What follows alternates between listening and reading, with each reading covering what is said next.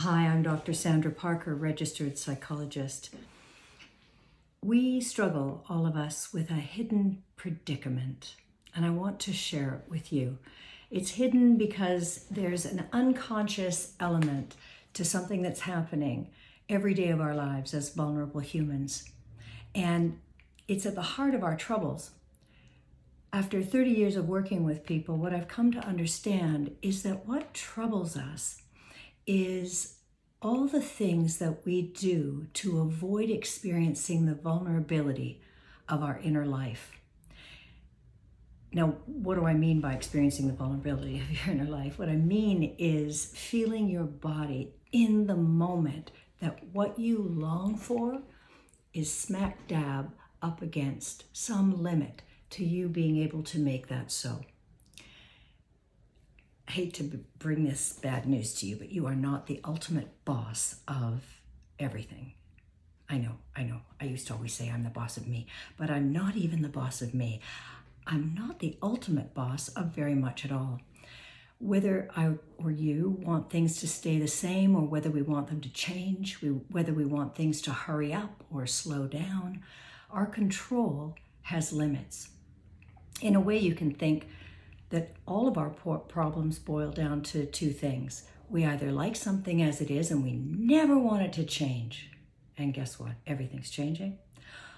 The other problem is we don't like something, like we really don't like it, and we want it to change, and we want it to change in our timing, preferably like now or yesterday. And again, we have limits to our ability to make that so. Now, it doesn't mean that we can do nothing.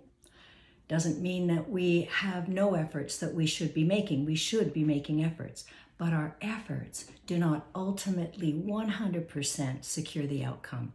And in that gap between what I long for and what I can ultimately make happen, that gap is the fact of our vulnerability. And it is a fact. It's a fact of life.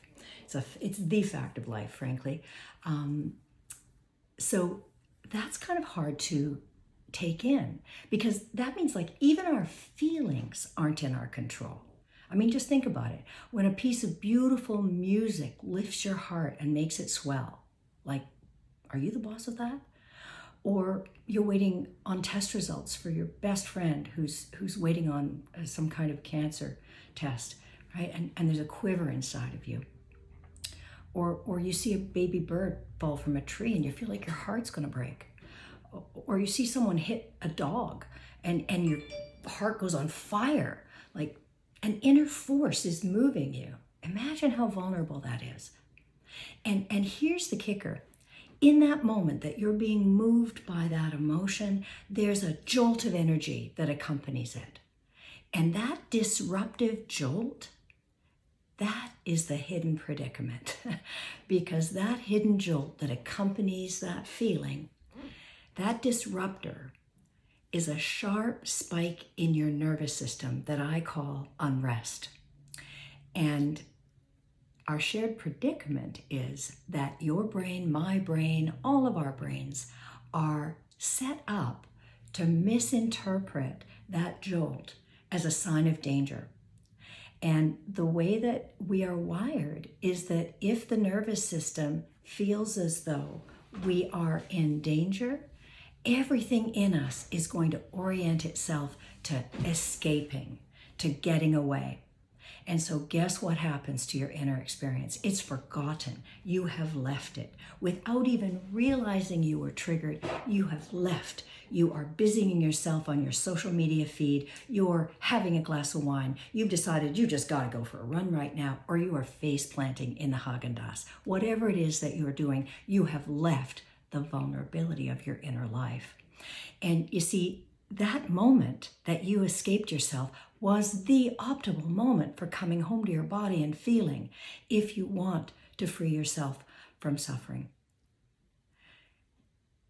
Even more than that, you can free yourself from suffering and accelerate your personal growth. And by that, I mean deepen your capacity for authenticity, grow your muscles for resilience, and connect better with others if you can enter that moment of vulnerability and stay present with yourself. But you can see the dilemma. You see our predicament. Right in the moment you should come home, you're actually misinterpreting that unconsciously. Fair enough, it's not your fault. But you are getting out of Dodge right then. I've written a book called Embracing Unrest that shows you how to become aware and take care of the signal of unrest so that you can actually use these vulnerable moments to become your most authentic, resilient, and connected self.